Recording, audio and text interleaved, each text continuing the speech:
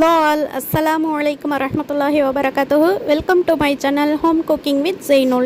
This video sponsored by BuyMode e-shopping app. BuyMode e-shopping application is one of the shopping app. நோட்டில் kids women's மென்ஸுன்ட்டு எல்லாருக்குமே தேவையான பொருட்கள் ரொம்பவே ஆஃபர்ஸில் கொடுத்துக்கிட்டு இருக்கிறாங்க. கண்டிப்பாக நீங்களும் போயிட்டு ஒரு டைம் விசிட் பண்ணி பாருங்கள்.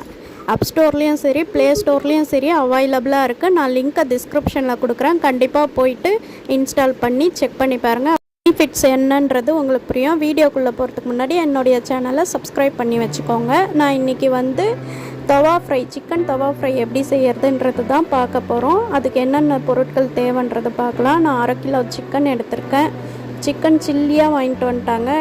சரி பரவாயில்ல, அதிலே செஞ்சிடலான்ட்டு செய்கிறேன். அப்புறம் இஞ்சி பூண்டு விழுது, மிளகாய்த்தூள் லைட்டாக போட்டுக்கோங்க. மிளகுத்தூளை அதிகமாக சேர்த்துக்கோங்க, அப்போ தான் டேஸ்ட் கொடுக்கும்.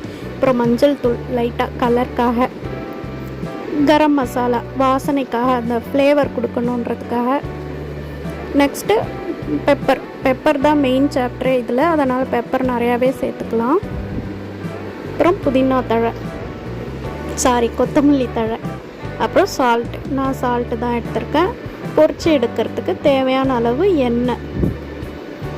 இப்போ நான் கறி எல்லாம் கழுவி ரெடியாக வச்சுருக்கேன்.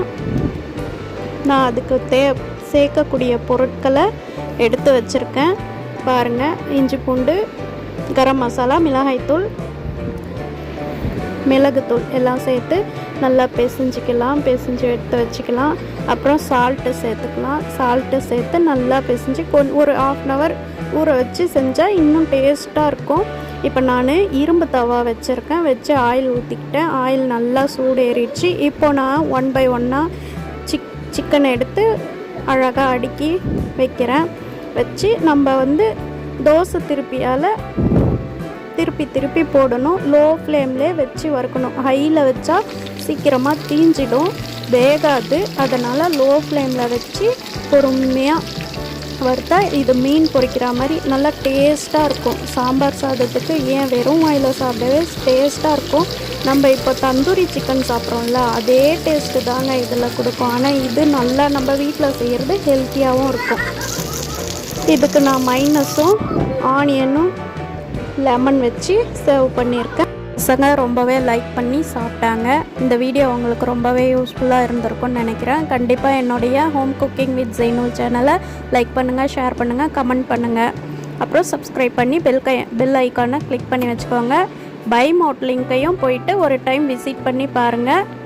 தேங்க்ஸ் ஃபார் வாட்சிங். அஸ்ஸலாமு அலைக்கும் வரஹ்மத்துல்லாஹி வபரகாத்துஹு.